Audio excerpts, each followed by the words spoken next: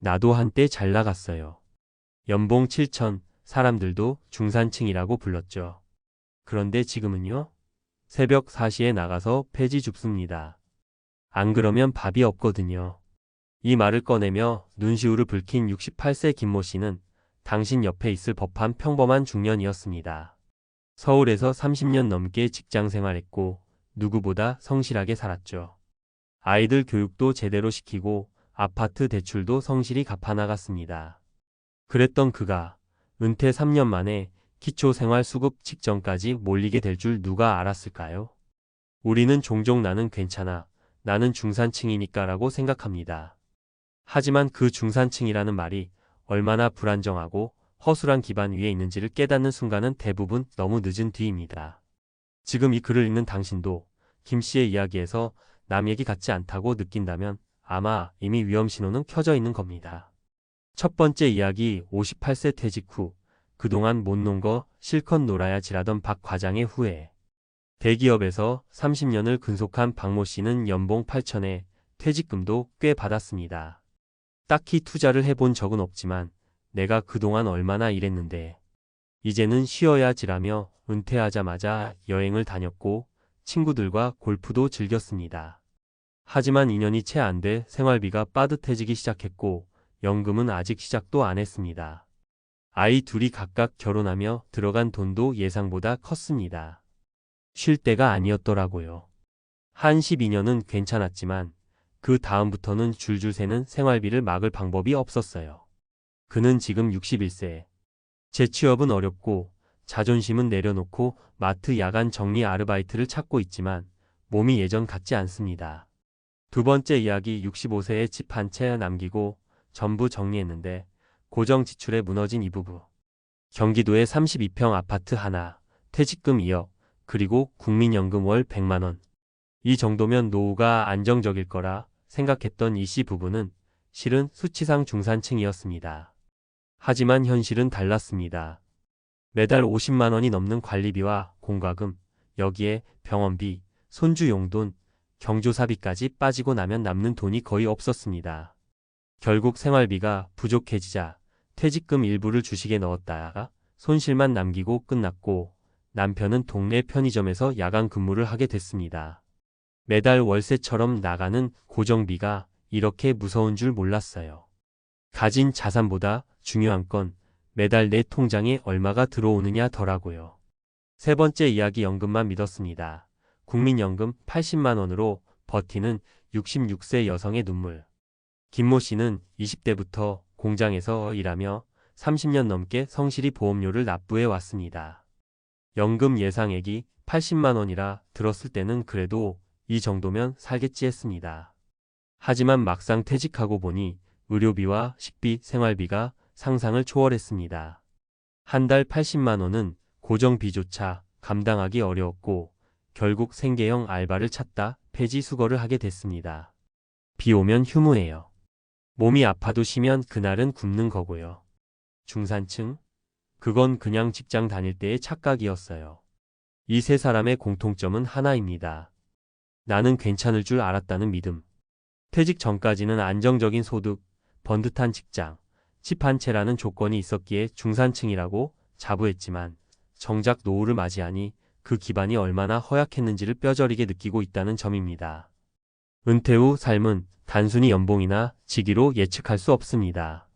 무엇보다 중요한 건 고정 수입 구조를 유지하느냐, 그리고 지출 구조를 얼마나 효율적으로 설계했느냐입니다. 지금 이 순간에도 수많은 중년들이 난 괜찮아라는 생각으로 은퇴를 맞이하고 있습니다. 하지만 통장에 돈이 남는 구조가 아니라면 아무리 높은 연봉을 받았어도 퇴직 이후엔 빈곤의 문턱에서 시작할 수 있습니다. 전문가들은 말합니다.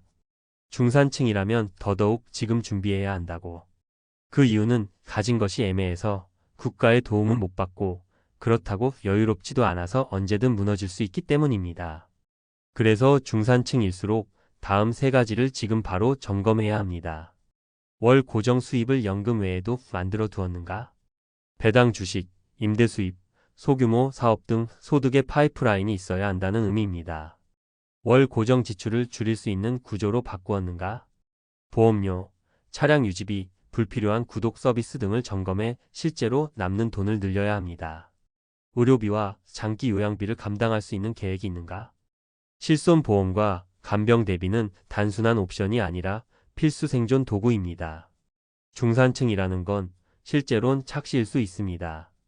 겉보기에 괜찮아 보여도 수입이 끊기고 지출만 남는 순간 바로 빈곤 노년으로 전락할 수 있습니다. 지금은 잘 살아도 준비하지 않으면 누구든 폐지를 줍게 될 수 있는 현실. 그게 오늘 우리가 마주한 진짜 이야기입니다. 지금 이 글을 읽는 당신은 어떤 노후를 준비하고 있나요? 앞서 공감 중심의 사례들을 통해 중산층도 은퇴 후 빈곤으로 떨어질 수 있다는 현실을 살펴봤다면 이제는 전문가의 시선에서 이 문제를 어떻게 대비할 수 있을지 실질적인 해법을 구체적으로 정리해 보겠습니다. 중요한 건 막연한 불안이 아니라 지금 당장 할 수 있는 현실적인 조치입니다. 1. 가진 자산보다 중요한 건 현금 흐름이다. 많은 분들이 우리 집은 시세가 6억인데요 라며 자산을 기준으로 자신이 중산층이라고 생각합니다. 하지만 전문가들은 자산이 아니라 현금 흐름, 즉 매달 들어오는 돈이 얼마나 안정적인지를 기준으로 봅니다. 예를 들어 6억짜리 아파트에 살지만 연금 외에 들어오는 수입이 없고 생활비로 매달 200만 원씩 나간다면 결국 매달 자산을 쪼개 쓰는 구조가 됩니다. 이럴 땐 반드시 생활비를 충당할 수 있는 수입 구조를 만들어야 합니다. 실제로 60세 이후 퇴직자 중 국민연금만으로는 한 달 생계비의 6,070%밖에 커버하지 못하는 경우가 대부분입니다. 그렇다면 나머지 3,040%를 어떻게 메울지를 고민해야 하죠. 활용 팁: 국민연금 수령액을 미리 내연금 KR에서 계산해보고 부족분을 추산해보세요. 월 생활비가 180만 원이라면 국민연금이 100만 원일 경우 나머지 80만 원을 어디서 확보할 것인지 계획을 세워야 합니다. 2. 은퇴 전 5060대에 반드시 만들어야 할 생존형 현금 흐름 3가지. 고정 수익형 배당 자산 마련하기. 예를 들어 연 5% 수준의 배당 ETF, JPQ, SCHD, KODX 배당 등에 6천만 원을 투자한다면 연간 약 300만 원을 25만 원의 배당 수익이 가능합니다. 작지만 이 25만 원은 매달 식비 혹은 고정 지출을 커버할 수 있는 든든한 흐름이 됩니다. 임대 수입 구조 만들기. 꼭 부동산이 아니어도 됩니다. 예를 들어 본인이 직접 활용하지 않는 창고, 주차 공간, 소형 상가 지분 등을 통한 소액 임대 수익도 고려할 수 있습니다. 소일거리형 재능 수입 또는 디지털 수익. 퇴직 후 12년이 가장 위험한 시기입니다. 그때는 체력도 있고 아직 사회 감각도 살아있을 때이므로 자신이 평생 해온 일 또는 관심 분야를 살려서 재능 기반 수익을 만들어 보세요. 글쓰기, 온라인 강의, 블로그, 중고거래, 간단한 설문조사 등도 소액이지만 반복하면 큰 힘이 됩니다. 3. 가장 무서운 건 고정 지출이다. 은퇴 전 미리 손봐야 할 지출 구조. 은퇴 후 빈곤으로 빠지는 사람들의 공통점 중 하나는 지출 구조가 퇴직 전 그대로라는 점입니다. 예를 들어 자동차 유지비만 해도 주유, 보험, 세금, 정비까지 포함하면 연 300만 원이 훌쩍 넘습니다. 지출 구조 조정 팁: 자동차 처분 대중교통 활용 차량 1대 줄이면 월 평균 25만 원 이상 절약. 불필요한 보험 정리 실손보험 이외에 불필요한 종신보험이나 과도한 저축성 보험 정리. 주거비 절감 본인이 거주하는 집을 전세 또는 월세로 전환하고 더 저렴한 곳으로 이사도 고려. 사실 지출을 줄이는 것이 수입을 늘리는 것보다 훨씬 쉽고 빠릅니다. 4. 국민연금 받을 수 있는 금액을 최대한 늘려야 하는 이유. 많은 분들이 국민연금은 그냥 국가가 주는 만큼 받는 거라고 생각합니다. 하지만 수령 시점을 조정하는 것만으로도 최대 36%까지 더 받을 수 있다는 사실 알고 계셨나요? 만 60세 이전 수령 시 조기연금 감액 최대 30% 감소. 만 65세 이후 수령 시 연기연금 가산 최대 36% 증가. 즉, 건강하고 경제활동이 가능한 분들이라면 연금 수령을 12년만 늦추는 것으로도 훨씬 안정적인 노후 재정을 만들 수 있다는 겁니다. 5. 은퇴 전 반드시 해야 할 3단계 시뮬레이션. 현금 흐름 시뮬레이션. 매달 들어오는 고정 수익과 나가는 지출을 엑셀로 작성. 최소 20년 시나리오로 돌려보기 물가 상승률 23% 반영. 위기 상황 점검. 갑작스러운 병원비 1,000만 원, 자녀 결혼 비용, 주택 보수 등의 변수를 넣어보세요. 예상치 못한 지출이 생겨도 버틸 수 있는 유동성이 있는지를 확인. 최소 생존 비용 설정하기. 실제 은퇴자들 중 내가 없어도 되는 소비를 줄이자 월 100만 원으로도 충분했다는 사례 많습니다. 최소 생존 생활비부터 확보하고 나머지는 추가 소득으로 설정. 결국 핵심은 이겁니다. 연봉이 얼마였든 자산이 얼마든 은퇴 이후에는 월 단위의 현금 흐름과 지출 구조가 모든 걸 좌우합니다. 나는 중산층이라 괜찮다는 착각이 가장 큰 위험 요소입니다.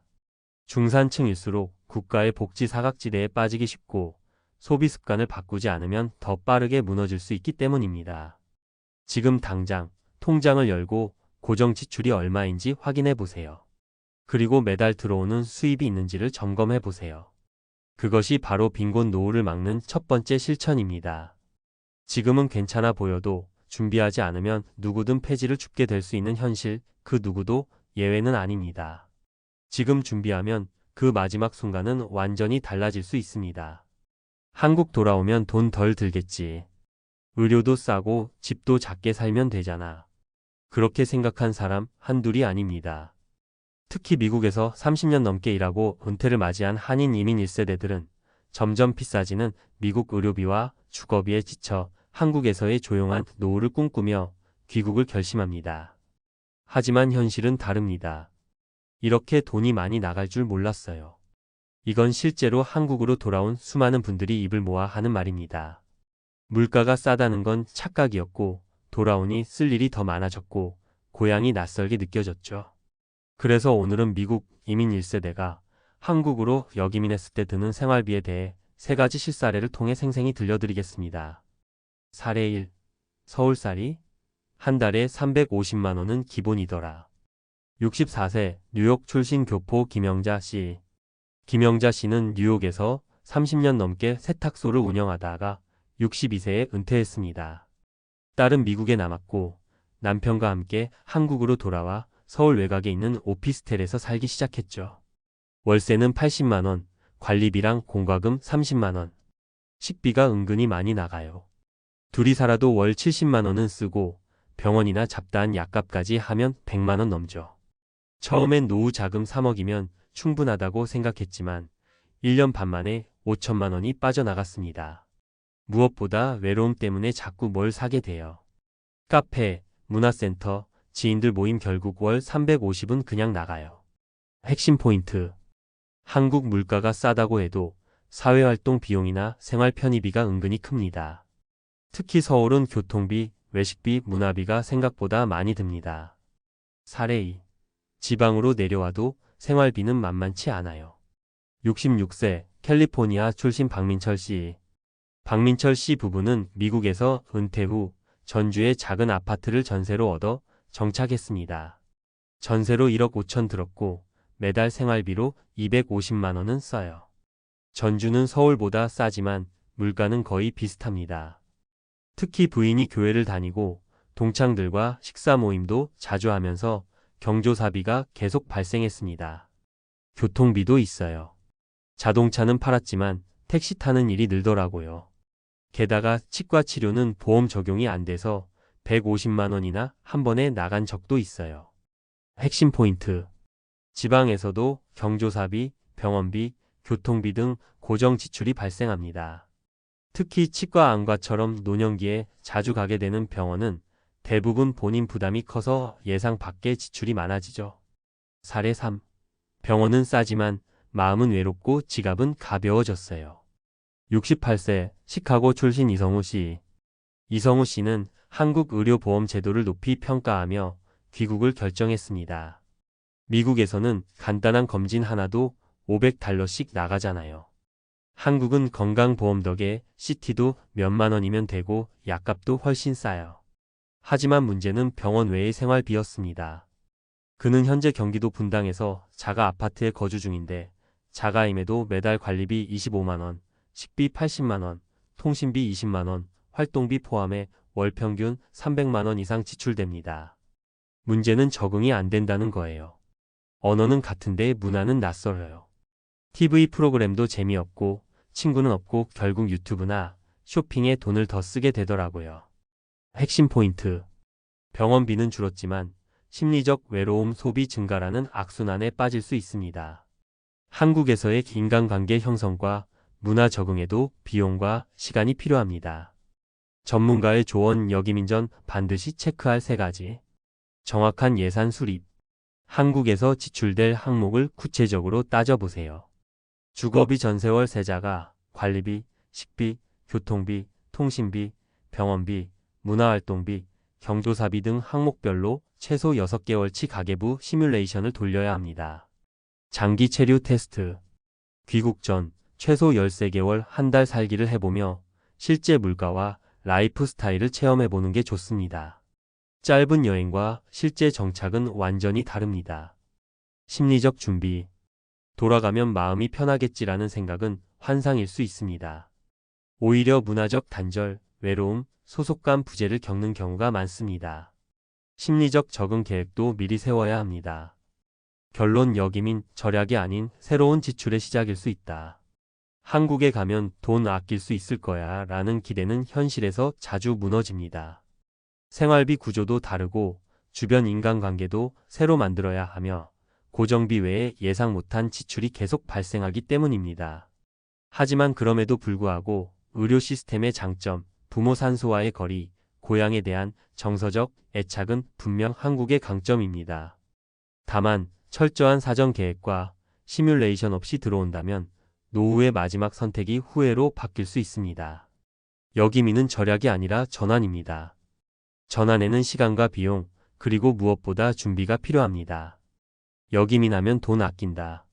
미국 이민 30년 후 한국 돌아온 60대의 충격 고백. 글로벌 고령화 시대, 많은 재외 한인 1세대들이 은퇴 후 역이민을 진지하게 고민하고 있습니다.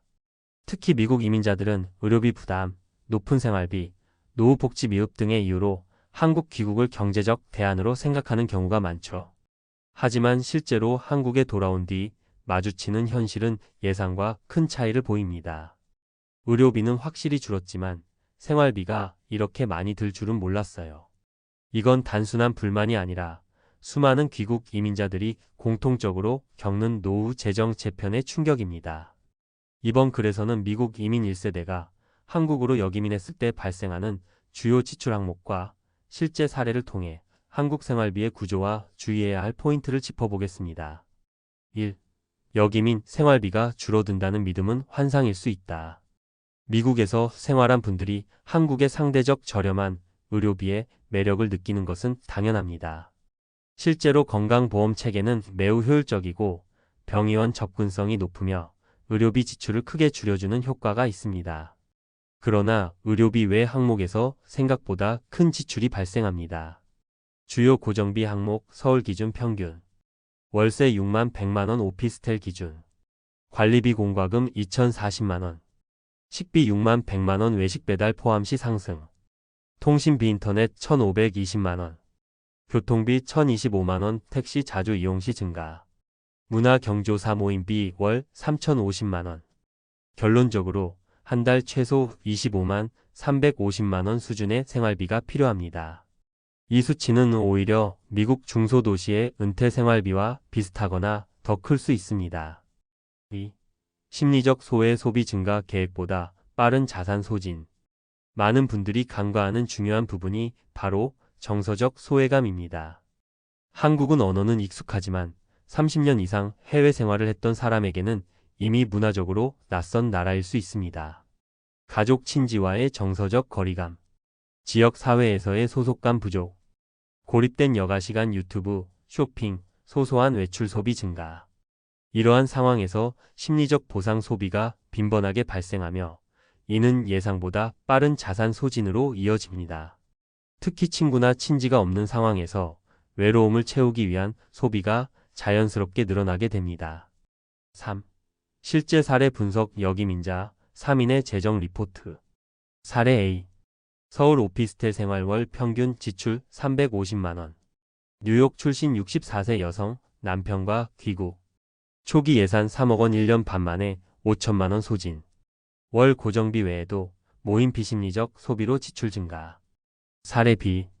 전주 자가 전세 정착 월 평균 지출 250만 원. 캘리포니아 출신 부부, 지방으로 여기민. 치과 진료 등 의료 사각지대에서의 고비용 발생. 교통편 불편 택시 이용 증가, 외출 시 더 큰 지출. 사례시. 분당 자가 아파트 거주 월 평균 지출 300만 원 이상. 시카고 출신 독거남, 의료비는 절감했으나 외로움이 커져. 여가 비용 지출 지속 증가, 스마트 기기 식료품 온라인 구매 늘어남. 3인의 공통점. 의료비는 확실히 감소했으나 생활비 전반은 기대 이상으로 증가. 소득원 없이 생활비만 지출할 경우 자산 고갈 속도 매우 빠름. 4. 전문가의 제안, 여기민 전 반드시 준비할 3가지. 정밀한 생활비 시뮬레이션. 실제 지역 물가 조사 필수 부동산, 식비, 병원비. 13개월 단기 체류, 테스트 권장 한 달 살아보기. 향후 510년 예상 지출 플랜 작성. 연금 및 고정소득 체크. 국민연금 또는 사회보장연금 SSA 수령 여부 확인. 한국 내 고정 수입이 없을 경우 재취업, 오임대소득 등 준비. 문화적 심리적 적응 계획. 자녀와의 거리 조율, 지역, 커뮤니티 참여 계획 세우기. 외로움 완화 방법 미리 구축 취미, 봉사, 소모임 등. 결론 여기민은 절약이 아닌 또 다른 정착 프로젝트. 귀국은 단순한 귀향이 아니라 새로운 이민과 다름없습니다. 낯선 시스템, 다른 문화, 예기치 못한 지출. 모든 것이 새롭게 작동하는 가운데 과거의 기대만으로 생활비가 줄어들 것이라 확신하면 안 됩니다. 미국보다 의료비가 저렴하다는 이유 하나만으로 한국 귀국을 결정한다면 빠르게 후회할 수 있습니다. 따라서 여기민은 감정이 아닌 철저한 경제 분석과 정서적 준비를 기반으로 계획해야 합니다. 한국은 분명 매력적인 나라입니다. 하지만 그 장점은 준비된 사람에게만 제대로 작동합니다. 안녕하세요. 오늘은 은퇴 후 노후 준비에 대한 이야기를 해볼까 합니다. 저희 부부도 45세, 이제 조금씩 은퇴를 준비해야 할 나이가 되었죠. 그런데 막상 연금에 대해 알아보니 국민연금 예상 금액이 생각보다 높지 않더라고요. 남편과 저 둘 다 각각 50만 원대 정도였습니다. 이게 우리가 은퇴 후에 생활할 돈이라고 생각하니 조금 불안해지더군요.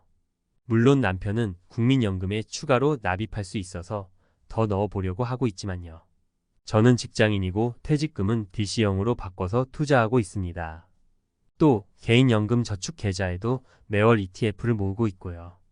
남편은 노란 우산 공제에 조금씩 넣고 있고 IRP도 준비 중이에요. 주택은 서울에서 작은 빌라 2채를 소유하고 있는데 한 채는 세입자 보증금이 있으니 사실상 한 채 소유나 다름없죠. 개인연금 납입 금액도 남편과 저 합해서 아직은 월 몇십만 원 수준입니다.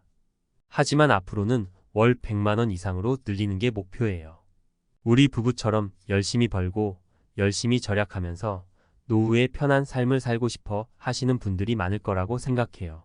그런데 정말 연금만으로 우리가 꿈꾸는 노후 생활을 할 수 있을까요? 이 질문에 대한 답은 간단하지 않습니다.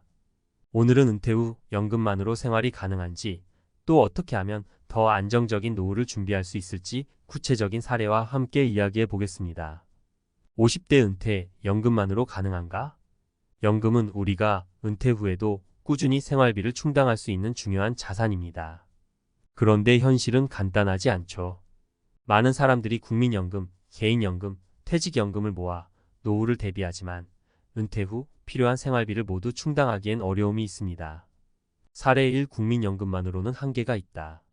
첫 번째 사례는 국민연금만으로 노후 생활을 준비한 60대 중반의 김 씨입니다. 김 씨는 직장 생활을 하며 30년 가까이 국민연금을 납입했고 은퇴 후 매달 약 90만 원의 연금을 받고 있습니다. 김 씨는 집을 소유하고 있어 주거비 부담은 크지 않지만 생활비로는 연금만으로는 턱없이 부족함을 느끼고 있습니다. 매달 나가는 식비, 공과금, 의료비까지 합치면 기본 생활비만 해도 150만 원 이상이 필요합니다. 김 씨는 은퇴 전 국민연금만으로 충분할 거라고 생각했지만 막상 은퇴 후 현실은 달랐습니다. 결국 김 씨는 부족한 생활비를 충당하기 위해 소일거리로 용돈벌이를 하고 있습니다. 김 씨의 경우처럼 국민연금만으로는 기본 생활비조차 충족하기 어려운 경우가 많습니다. 국민연금은 중요한 노후 자산이지만 이걸로만 모든 생활비를 해결하기엔 한계가 있다. 연금을 최대한 늘리기 위해 추가 납입을 고려하거나 다른 수단으로 보완해야 한다. 사례, 이 개인연금의 힘을 경험한 이씨 부부. 다음은 50대 후반의 이씨 부부 이야기입니다. 이 부부는 30대 중반부터 개인연금에 꾸준히 가입했고 매달 개인연금으로 70만 원씩 모으기 시작했습니다. 또한 두 사람은 국민연금과 퇴직연금도 최대한으로 채워서 준비해 놓았죠. 그 결과 이 부부는 은퇴 후 국민연금과 퇴직연금, 개인연금을 합쳐서 약 250만 원의 연금을 매달 받게 되었습니다. 이 부부는 은퇴 후에도 큰 경제적 어려움 없이 안정적인 생활을 하고 있습니다. 물론 생활비가 더 필요할 때도 있지만 큰 의료비나 돌발적인 비용을 제외하면 대부분의 생활비는 연금으로 충당하고 있습니다. 이씨 부부는 연금은 미리 준비하면 준비할수록 좋다는 교훈을 남깁니다. 그들은 50대가 되기 전에 최대한 많은 자산을 모으고 그 자산을 연금 형태로 안정적으로 운영했기 때문에 은퇴 후 큰 걱정 없이 살아가고 있습니다.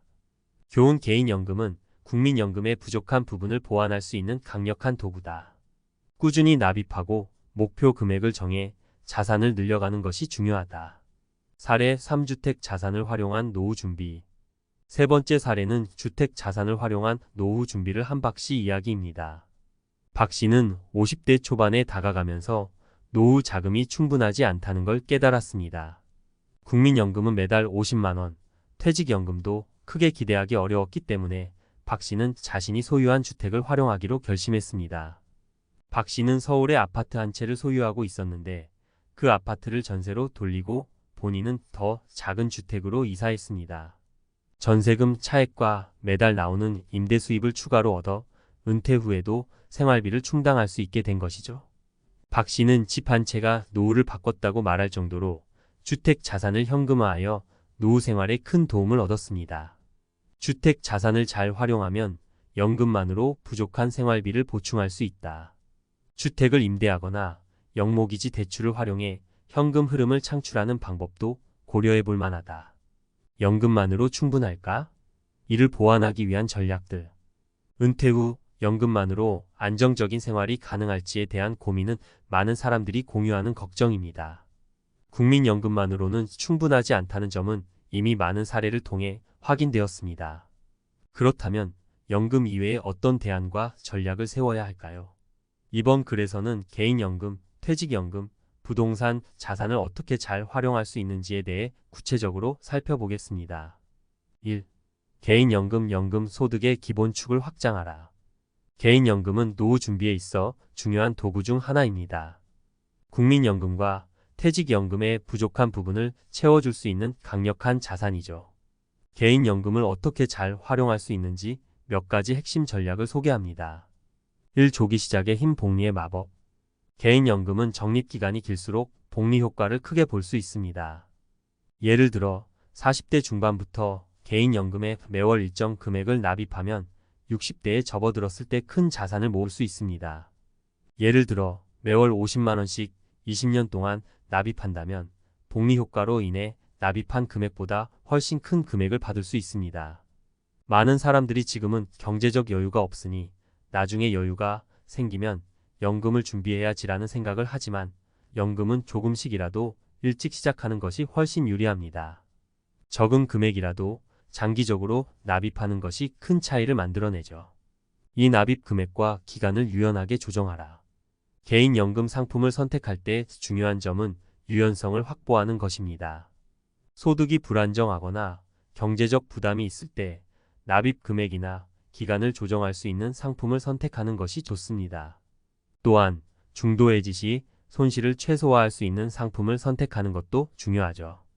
연금 상품 중에는 조기해지 시 큰 페널티가 붙는 상품도 있으니 이를 고려하여 충분히 조사한 후 선택하는 것이 필요합니다.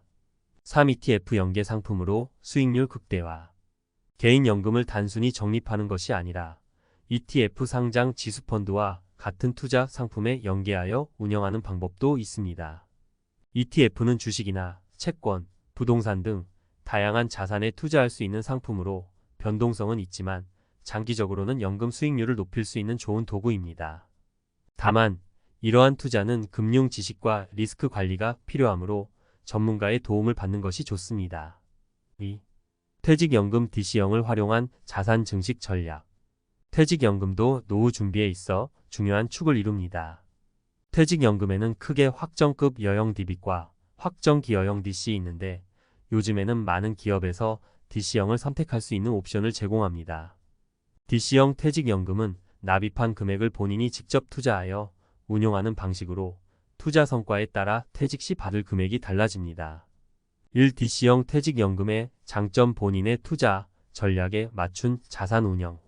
DC형의 가장 큰 장점은 본인이 투자 전략을 세워 자산을 운용할 수 있다는 점입니다.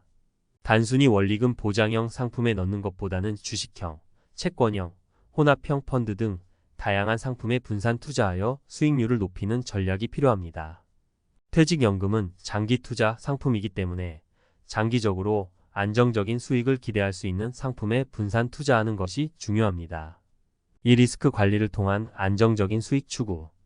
DC형 퇴직연금에서 중요한 것은 리스크 관리입니다. 장기적으로 높은 수익을 기대할 수 있는 주식형 펀드나 ETF에 투자하는 것도 좋지만 동시에 안전한 자산의 일정 부분을 분산 투자하는 것이 중요합니다. 채권형 펀드나 원리금 보장형 상품의 일정 비율을 할당하여 투자 리스크를 분산시키는 전략이 필요합니다. 이렇게 리스크를 분산하면서 꾸준히 자산을 늘려나가면 은퇴 후 퇴직연금의 혜택을 극대화할 수 있습니다. 3. 퇴직연금을 IRP와 연계하여 세제 혜택 받기. 퇴직연금을 개인형 퇴직연금 IRP과 연계하면 추가적인 세제 혜택을 받을 수 있습니다. IRP는 퇴직연금을 개인이 추가로 납입할 수 있는 계좌로 연간 납입액에 대해 세액 공제를 받을 수 있는 장점이 있습니다. 연금 수익을 극대화하려면 이러한 세제 혜택도 적극적으로 활용하는 것이 좋습니다. 3. 부동산 자산의 유동성을 확보하라. 부동산은 많은 사람들이 노후 자산으로 의지하는 중요한 자산입니다. 하지만 부동산은 단순히 보유하고 있는 것만으로는 충분하지 않습니다. 어떻게 하면 부동산 자산을 유동적으로 활용하여 노후 생활에 도움이 될 수 있을지 구체적인 전략을 살펴보겠습니다. 1주택연금 자산을 현금화하는 방법. 주택연금은 주택을 소유하고 있는 은퇴자들이 많이 고려하는 옵션 중 하나입니다. 주택을 담보로 매달 일정 금액의 연금을 받는 방식으로 고정 수입이 없어지는 은퇴 후에도 안정적인 현금 흐름을 확보할 수 있습니다. 주택연금은 주택 가격이 하락할 경우에도 일정 금액을 보장받을 수 있는 장점이 있어 주택 자산을 현금화하기에 좋은 방법입니다. 임대 수입 소득 창출을 위한 부동산 운용. 부동산을 소유하고 있다면 이를 통해 임대 수입을 창출하는 것도 노후 자금을 보충하는 데 유용한 방법입니다. 주택이나 상가, 오피스텔 등 다양한 부동산을 임대해 월세 수입을 얻는 것은 연금 외 추가적인 수입원을 확보하는 데 도움이 됩니다.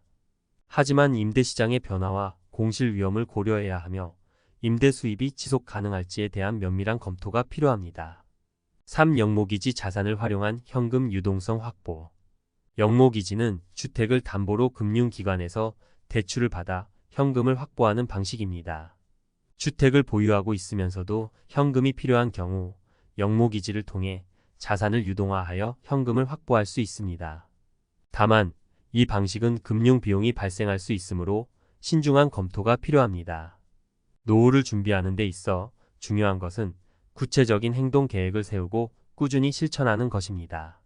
다음은 개인이 연금 및 자산을 활용해 안정적인 노후를 준비할 수 있도록 해야 할 구체적인 행동들입니다. 1. 국민연금 최대로 채우기. 국민연금은 기본적인 노후 생활비를 충당하는 핵심적인 자산입니다. 이를 최대로 받을 수 있도록 준비하는 것이 중요합니다. 1. 추가 납입을 고려하라. 소득이 있거나 여유가 있다면 국민연금 추가 납입을 고려하는 것이 좋습니다. 납입 기간이 길수록 납입 금액이 클수록 나중에 받을 연금액도 커지기 때문에 은퇴 전에 국민연금 사각지대 없이 최대한 납입하는 것이 유리합니다. 이 추후 납부 제도를 활용하라. 과거에 소득이 없거나 국민연금을 납부하지 않은 기간이 있다면 추후 납부 제도를 활용하여 납입하지 않은 기간에 대해 추가로 납입할 수 있습니다. 이를 통해 연금 수령액을 높일 수 있습니다. 2. 개인연금 다양한 연금 상품을 활용하라. 개인연금은 국민연금의 부족한 부분을 보완하는 중요한 자산입니다. 꾸준히 적립하고 투자하는 것이 핵심입니다. 1. 매월 일정 금액을 꾸준히 납입하라. 개인연금은 매월 일정 금액을 꾸준히 납입하는 것이 중요합니다. 초반에는 적은 금액이라도 소득이 증가할 때마다 납입 금액을 늘리는 방식으로 연금을 적립해 나가야 합니다. 목표 금액을 설정하고 이를 달성하기 위한 납입 계획을 세우는 것이 좋습니다. 이 연금 상품의 종류를 잘 선택하라. 연금 상품은 원리금, 보장형과 변액형 투자형으로 나뉩니다. 자신의 성향에 맞는 상품을 선택하는 것이 중요합니다. 예를 들어 비교적 안전한 투자를 선호한다면 원리금 보장형 상품을, 더 높은 수익을 기대한다면 변액형 연금을 선택할 수 있습니다. 적절한 분산 투자가 중요합니다. 3. 세제 혜택을 최대한 활용하라. 연금 저축과 IRP 개인형 퇴직연금에 납입하면 소득에 따라 연간 최대 700만 원까지 세액 공제를 받을 수 있습니다. 이는 당장의 세금을 절감할 수 있을 뿐만 아니라 노후 자금을 확보하는 데 큰 도움이 됩니다. 이러한 세제 혜택을 충분히 활용하는 것이 중요합니다. 3. 퇴직연금 자산을 효율적으로 운용하라. 퇴직연금은 직장에서 받는 중요한 노후 자산입니다. 이를 효율적으로 운용하여 노후 자금을 극대화할 수 있는 방법을 알아보겠습니다. 1. DC형 퇴직연금의 적극적인 투자. 확정기여형 DC형 퇴직연금을 가지고 있다면 본인이 직접 투자 상품을 선택하고 운용할 수 있습니다. 장기적인 관점에서 주식형, 채권형, 혼합형 펀드 등 다양한 투자 상품에 분산 투자하는 것이 좋습니다. 주식형 상품은 위험이 크지만 장기적으로 높은 수익을 기대할 수 있습니다. 채권형 상품이나 원리금 보장형 상품의 일정 비율을 할당해 리스크를 관리하는 것도 중요합니다. 이 IRP를 통해 추가로 퇴직연금을 적립하라. 퇴직연금 외에 추가로 개인형 퇴직연금 IRP를 개설해 더 많은 금액을 적립할 수 있습니다. IRP는 세액 공제 혜택과 함께 투자 상품에 투자하여 수익을 올릴 수 있기 때문에 세제 혜택과 자산 증식의 두 마리 토끼를 잡을 수 있습니다. 3. 운용 현황을 정기적으로 점검하라. 퇴직연금은 장기 투자이므로 시장 변화에 맞춰 자산을 재분배하거나 투자 상품을 교체해야 할 때가 있습니다. 연 12회 정도 퇴직연금의 운용 현황을 점검하고 수익률이 좋지 않은 경우 더 나은 상품으로 변경하는 것이 필요합니다. 4. 부동산 자산을 활용한 현금 흐름 확보. 부동산 자산은 노후 자금으로 활용하기에 좋은 방법이지만 단순히 보유하고 있는 것만으로는 충분하지 않습니다.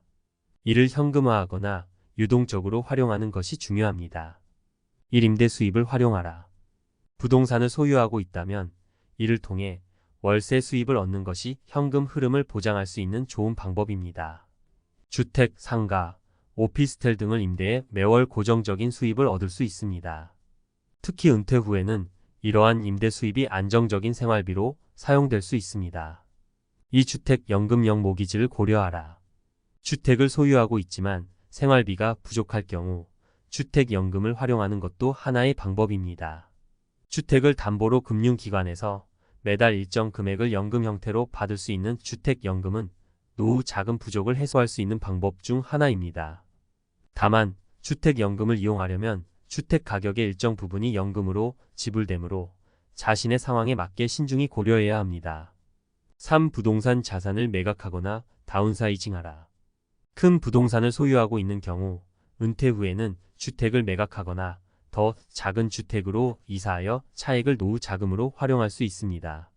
이렇게 주택을 다운사이징하면 생활비와 주거 비용을 절약할 수 있으며 남는 자산은 현금화에 투자하거나 연금으로 사용할 수 있습니다. 5. 예상되는 생활비와 의료비를 현실적으로 계산하라. 노후 준비를 할 때는 실제로 얼마나 많은 생활비와 의료비가 필요한지를 구체적으로 계산해야 합니다. 국민연금, 개인연금, 퇴직연금을 합쳐도 모든 생활비를 충당할 수 있을지, 예상치 못한 의료비나 돌발적인 비용에 대비할 자금이 충분한지를 미리 파악하는 것이 중요합니다. 1. 생활비 추정. 현재의 생활비를 바탕으로 은퇴 후 필요한 생활비를 추정해 보세요. 기본 생활비 외에도 의료비, 여행비, 취미생활비 등 은퇴 후에도 꾸준히 들어갈 비용을 구체적으로 계산해야 합니다. 이에 맞춰 연금과 자산을 적립하는 것이 필요합니다. 이 의료비 준비. 노후에는 건강관리가 중요한 만큼 의료비에 대한 대비도 필요합니다. 연금 외에도 건강보험과 실손의료보험 등을 통해 의료비 부담을 줄일 수 있는 방안을 마련하는 것이 중요합니다. 6. 재무계획을 전문가와 상담하라. 마지막으로 재무 전문가와 상담하는 것도 중요한 행동입니다. 개인의 재무 상황은 매우 다양하므로 전문가와 상담하여 맞춤형 재무 계획을 세우는 것이 좋습니다. 1. 재무 목표 설정 및 전략 수립. 전문가와 함께 구체적인 은퇴 후 재무 목표를 설정하고 이를 달성하기 위한 구체적인 전략을 세우는 것이 좋습니다. 개인연금, 퇴직연금, 투자, 상품, 부동산, 자산을 어떻게 활용할지에 대해 전문가의 도움을 받으면 보다 구체적이고 현실적인 계획을 세울 수 있습니다. 이 자산 분배와 리스크 관리. 투자 상품이나 연금, 부동산 자산의 분배와 리스크 관리에 대한 조언도 받을 수 있습니다. 특히 자산 배분과 같은 복잡한 전략을 세우는 데 있어 전문가의 조언은 큰 도움이 됩니다. 요약 실천 가능한 행동 계획. 국민연금을 최대한 활용하기 추가, 납입, 추후, 납부 제도를 활용하여 국민연금을 최대치로 받을 수 있도록 준비.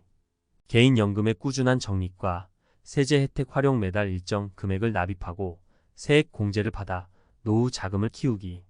퇴직연금과 IRP 활용 DC형 퇴직연금을 통해 적극적인 투자 전략을 세우고 IRP 계좌로 세제 혜택을 누리기. 부동산 자산의 유동적 활용 임대 수입, 주택연금, 다운사이징 등으로 부동산을 현금화하여 부동산 자산을 현금화하여 현금 흐름을 극대화하는 것이 중요합니다. 이를 통해 연금만으로 부족할 수 있는 노후 자금을 보완할 수 있으며 예상치 못한 생활비 증가나 의료비에 대비할 수 있습니다. 부동산 자산을 적절히 운용하고 유동적으로 관리함으로써 노후 생활의 안정성을 높일 수 있습니다. 7. 지속적인 재무 점검과 계획 수정. 노후 준비는 한번 세운 계획으로 끝나는 것이 아니라 지속적으로 관리하고 수정해야 하는 과정입니다. 경제 상황, 개인의 건강 상태, 가족 상황 등에 따라 재무 계획이 변동될 수 있기 때문에 주기적인 점검과 업데이트가 필요합니다. 1. 자산 상황을 정기적으로 점검하라. 1년에 한 번 정도는 자신의 자산 상황을 점검하는 것이 중요합니다. 개인연금, 퇴직연금, 국민연금의 예상 수령액을 검토하고 현재의 생활비나 은퇴 후 예상되는 지출과 비교해 보세요. 예상치 못한 지출이 발생할 가능성을 고려해 여유 자금을 마련해야 합니다. 이 금융시장의 변화를 반영하라. 금융시장은 변동성이 크기 때문에 투자하고 있는 자산의 성과를 정기적으로 확인하고 필요할 경우 재조정해야 합니다. 주식시장의 변동, 금리 변화 등 외부 요인이 본인의 투자 성과에 영향을 미칠 수 있기 때문에 적절한 시점에 포트폴리오를 재구성하는 것이 중요합니다. 3. 생활 방식 변화에 따라 재무 계획을 수정하라. 자녀의 결혼, 은퇴 시점의 변화, 갑작스러운 건강 문제 등 생활 방식이 바뀌면 재무 계획도 수정해야 합니다. 예상치 못한 지출이 생겼을 때 대비할 수 있는 자산이 충분한지, 연금을 충분히 모았는지를 점검하고 필요할 경우 전략을 수정하는 것이 필요합니다. 8. 은퇴 후에도 현금 흐름을 지속적으로 관리하라. 은퇴 후에는 고정 수입이 줄어드는 대신 연금과 자산에서 나오는 현금 흐름이 생활비를 충당하는 중요한 수단이 됩니다. 따라서 은퇴 후에도 현금 흐름을 지속적으로 관리하는 것이 중요합니다. 1. 지출을 철저히 관리하라. 은퇴 후에는 수입이 제한적이기 때문에 지출을 꼼꼼히 관리하는 것이 필요합니다. 고정 지출과 변동 지출을 나누어 매달 얼마나 쓰는지 파악하고 불필요한 지출을 줄일 수 있는 방법을 찾는 것이 좋습니다. 예를 들어 자동차 유지비나 외식 비용 등을 줄이거나 저렴한 생활비로도 충분히 만족할 수 있는 생활 패턴을 만드는 것이 중요합니다. 이 현금 유동성을 확보하라. 모든 자산을 고정 자산에 묶어두지 말고 언제든 현금으로 전환할 수 있는 유동성 있는 자산도 함께 보유해야 합니다. 주식, 채권, 예금, 단기 금융 상품 등을 활용하여 예기치 못한 상황에서 빠르게 대응할 수 있도록 준비하세요. 은퇴 후에도 일정한 현금 유동성이 없다면 큰 의료비나 긴급 지출에 대비하기 어려울 수 있습니다. 3. 부동산 자산 관리. 부동산 자산을 임대하거나 주택연금을 통해 수익을 창출하더라도 주기적인 부동산 관리와 유지 비용을 고려해야 합니다. 부동산 자산이 장기적으로 수익을 내도록 관리하고 임대 수익이 끊기지 않도록 주기적으로 점검하는 것이 필요합니다. 9. 긴급 상황에 대비한 자산 확보. 은퇴 후 예상하지 못한 상황에 대비할 수 있도록 긴급 자금을 마련해 두는 것이 중요합니다. 예상치 못한 의료비, 가전제품 고장, 집 수리 등은 노후에 큰 경제적 부담이 될 수 있습니다. 1. 비상 자금을 따로 마련하라. 긴급 상황을 대비해 생활비 6개월 1년치 정도의 비상 자금을 마련해 두는 것이 좋습니다. 이 자금은 쉽게 현금화할 수 있는 자산으로 준비해 두고 급한 상황이 발생할 때 사용할 수 있도록 따로 관리하세요. 이 보험을 활용하라. 실손의료보험, 장기요양보험 등 다양한 보험 상품을 통해 큰 의료비가 발생할 상황에 대비하는 것도 좋은 방법입니다. 은퇴 후에는 의료비 부담이 커질 수 있기 때문에 보험을 통해 리스크를 줄이는 것이 필요합니다. 10. 노후 준비는 빨리 시작할수록 유리하다. 마지막으로 노후 준비는 일찍 시작할수록 유리합니다. 많은 사람들이 50대에 접어들면서 노후 준비를 시작하지만 가능한 빨리 준비를 시작하는 것이 장기적인 자산 축적에 유리합니다. 1. 3040대부터 준비를 시작하라. 노후 준비는 일찍 시작할수록 복리 효과를 극대화할 수 있습니다. 젊을 때부터 연금을 적립하고 투자하는 것이 훨씬 유리하며 시간이 지날수록 자산이 자연스럽게 증식될 수 있습니다. 3040대부터 연금 저축과 투자 상품을 선택해 노후 자금을 꾸준히 모으는 것이 필요합니다. 이 소액이라도 꾸준히 적립하라. 처음에는 소액이라도 좋습니다. 중요한 것은 꾸준함입니다. 매달 소액을 적립하다 보면 시간이 지남에 따라 큰 금액이 됩니다. 적립식 투자 상품이나 개인연금을 통해 매달 일정 금액을 자동으로 적립하는 시스템을 만들어두면 자산 축적이 더 쉬워집니다. 결론, 개인의 행동은 미래를 바꾼다. 노후 준비는 누구에게나 중요한 과제입니다. 국민연금, 퇴직연금, 개인연금, 부동산 자산을 적극적으로 활용하고 자산의 유동성과 현금 흐름을 잘 관리하는 것이 핵심입니다. 이 과정에서 중요한 것은 지속적인 점검과 조정, 그리고 전문가의 도움을 받아 계획을 구체화하는 것입니다. 너무 늦기 전에 시작하는 것이 가장 좋은 방법이며 지금부터라도 꾸준히 준비한다면 안정적인 노후를 맞이할 수 있습니다. 아, 내가 이렇게 될 줄은 몰랐지. 많은 베이비 부머 세대가 은퇴 후에 한숨 섞인 이 말을 입에 올립니다. 3040년을 묵묵히 일하며 모아둔 노후 자금은커녕 오히려 빚이 늘어나 버린 현실 앞에서 말이죠. 친구들과 나누던 은퇴 후 편안한 인생 이야기는 어느새 빚더미에서 허덕이는 현실로 바뀌었습니다.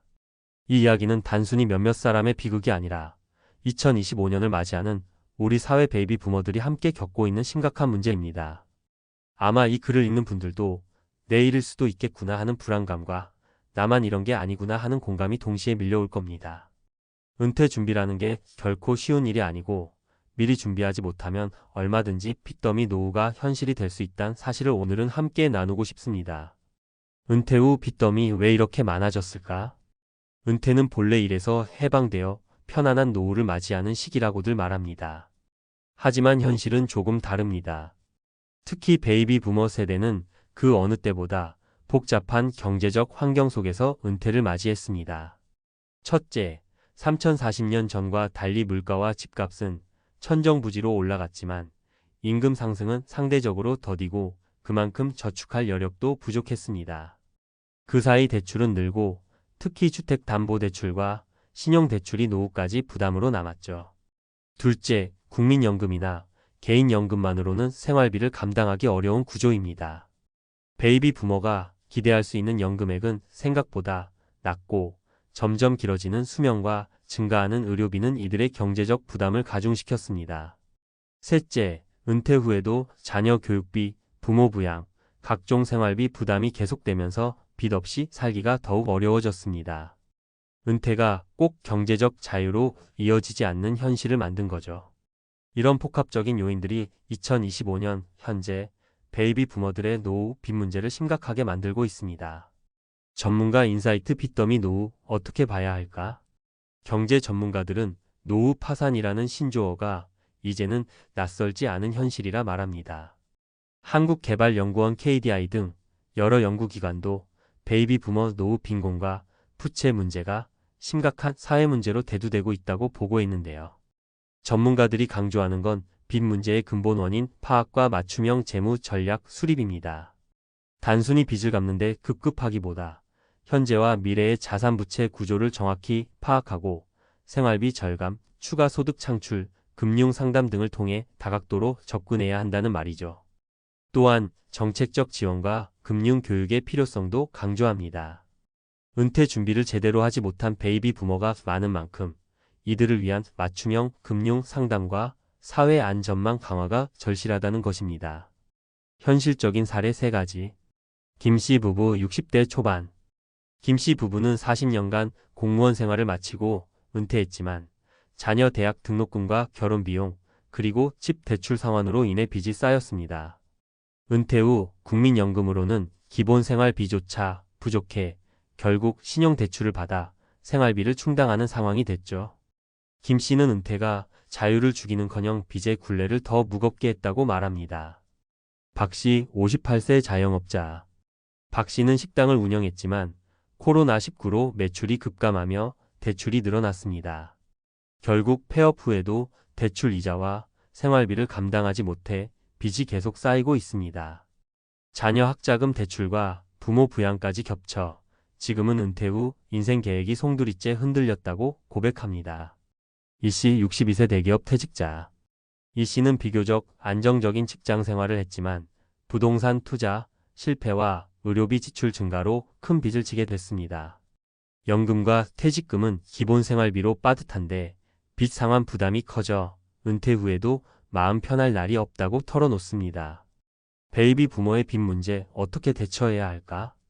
우선 빚의 실체를 정확히 아는 것이 중요합니다. 본인의 부채 내역, 금리, 상환 기간 등을 명확히 파악하지 않고는 제대로 된 대책을 세우기 어렵습니다. 두 번째, 전문가와 상담하는 걸 권해요. 재무설계사, 금융 상담가와 함께 현재 상황을 점검하고 현실적인 상환 계획과 노후 생활비 예산을 수립하는 게 필요합니다. 세 번째, 생활비 절감과 함께 추가 소득원 마련도 고민해 봐야 합니다. 베이비 부머 세대는 건강과 경험이 강점이니 파트타임 일자리, 프리랜서, 재능기부 등을 통해 경제활동을 이어가는 사례가 늘고 있습니다. 네 번째, 정부나 지자체의 지원 정책도 적극 활용해야 합니다. 노후 빈곤층을 위한 다양한 복지 서비스와 금융 지원 프로그램들이 있으니 정보 얻는데 소홀하지 말아야 하죠. 마지막으로 미래 세대는 이런 상황을 교훈 삼아 일찍부터 꼼꼼한 은퇴 준비와 재정 계획을 세우는 게 중요합니다. 마무리하며 은퇴 후 빚더미에 갇힌 베이비 부머들의 이야기는 나만 그런 게 아니구나라는 공감을 넘어 사회 전체가 함께 고민해야 할 문제입니다. 그동안 우리 사회는 은퇴 후 삶에 대한 준비와 지원이 부족했던 게 사실이니까요. 하지만 늦었다고 포기할 필요는 없습니다. 지금부터라도 현실을 직시하고 주변의 도움과 전문가, 조언을 통해 빚을 줄이고 노후를 조금씩 안정시킬 방법을 찾아야 합니다. 무엇보다 이런 이야기를 숨기지 않고 나누는 것 자체가 큰 힘이 됩니다. 서로의 이야기에 귀 기울이고 공감하며 함께 헤쳐나가는 사회가 되었으면 좋겠습니다. 여러분의 노후가 빚으로부터 조금 더 자유롭고 편안한 시간이 되길 진심으로 바랍니다. 앞서 이야기한 베이비 부머들의 은퇴 후 빚더미 문제에 대해 좀 더 구체적이고 실용적인 내용을 전문가 시각에서 살펴볼게요. 특히 당장 도움이 될 만한 사례와 숫자, 그리고 꼭 기억해야 할 팁들을 중심으로 풀어보겠습니다. 먼저, 은퇴 전후 재무 상황을 냉정하게 점검하는 게 가장 중요해요. 베이비 부머 세대 분들 중에도 아직 내가 정확히 얼마나 빚이 있는지, 얼마나 갚아야 하는지를 제대로 모르는 분들이 적지 않거든요. 실제로 금융감독원 조사에 따르면 5,060대 가구 중 30%가 자신의 부채 총액과 상환 계획에 대해 정확히 파악하지 못하는 것으로 나타났어요. 여기서 간단히 따라 해볼 수 있는 방법이 있어요. 은행과 대출기관에서 발급받을 수 있는 채무 내역서를 한 대 모아보고 금리, 잔액, 월 상환액, 남은 기간을 차근차근 정리해 보세요. 그래야 다음 단계인 재무 재설계가 가능하니까요. 구체적 사례로 보는 빚 갚기 전략. 사례 1 김모 씨 61세 전직 회사원. 김 씨는 2억 원 주택담보대출과 신용대출 5천만 원을 가지고 있었는데 금리가 각각 연 3.5%, 7%였어요. 총 빚 2억 5천만 원 중 이자 부담이 컸죠.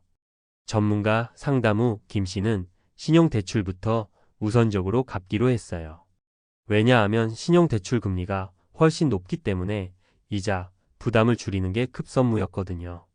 이런 이자 우선 상환법은 기본 중에 기본인데요. 특히 빚이 여러 개일 때는 금리가 높은 빚부터 갚는 게 월 상환 부담을 효과적으로 줄이는 데 유리합니다. 그리고 가능하다면 대출을 하나로 묶는 대환 대출을 통해 금리를 낮추는 방법도 고려해 볼 만합니다. 현실적인 수치로 보는 생활비와 빚 상환 균형. 한국보건사회연구원의 2024년 노후생활비 조사에 따르면 은퇴자 1인당 월 평균 생활비는 약 150만 원 정도입니다. 그런데 만약 빚 상환금이 매월 50만 원을 넘는다면 생활비와 빚 갚는 돈을 합쳐 한 달에 200만 원 이상이 나가야 하니 부담이 꽤 크죠. 이럴 때 필요한 게 바로 예산 재조정입니다.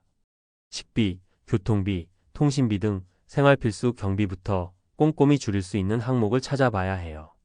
예를 들어 2023년 통계에 따르면 50대 이상은 연간 외식비가 평균 120만 원 이상인데 여기서 30%만 줄여도 연 36만 원, 월 3만 원 정도 절약할 수 있습니다. 작은 절약이 쌓이면 빚 상환에 꽤 큰 보탬이 되니 일상 속에서 아낄 수 있는 부분을 찾아보는 게 중요해요. 추가 소득, 은퇴 후 재정 건강을 위한 필수 전략. 은퇴자 중에서도 일부는 파트타임이나 프리랜서로 일을 계속하는데 이것이 단순한 수입원 이상의 의미를 가집니다. 예를 들어 박모 씨 59세는 은퇴 후에도 지역 커뮤니티 센터에서 영어 강사로 일하며 월 80만 원의 추가 수입을 얻고 있어요. 이 돈은 빚 상환과 의료비에 큰 도움이 되고 있습니다. 특히 요즘은 온라인 강의, 배달, 소규모 창업 등 다양한 부업 기회가 늘었으니 건강 상태가 허락한다면 자신에게 맞는 일을 찾아보는 게 좋습니다. 꼭 기억할 주의사항. 빚 상환을 미루지 마세요. 은퇴 후에는 소득원이 줄기 때문에 빚이 눈덩이처럼 불어날 위험이 커요. 가능한 빨리 전문가와 상담해 체계적인 상환 계획을 세워야 합니다. 고금리 대출은 최대한 피하세요. 신용대출, 카드론 등 고금리 부채는 재무 상황을 악화시킵니다. 가능하면 저금리 대출로 갈아타는 것이 좋습니다. 정부와 지자체 지원 정책을 활용하세요. 저소득층을 위한 금융 상담, 채무 조정 프로그램, 긴급 생계비 지원 등 다양한 제도가 있으니 꼭 알아보고 신청하세요. 금융 사기 조심. 빚 문제로 어려울 때 사기를 당하는 경우도 많습니다. 상담은 반드시 공인된 기관이나 전문가를 통해 받으세요. 마지막으로 은퇴 후 빚 문제는 혼자 해결하기 어려운 경우가 많아서 가족과도 솔직하게 상황을 공유하는 게 중요합니다. 서로 도움을 주고받을 수 있는 지지망이 큰 힘이 되거든요. 또한 미래 세대인 3040대 분들은 이 베이비 부머 세대의 사례를 보면서 은퇴 준비에 대한 경각심을 가지는 게 꼭 필요합니다.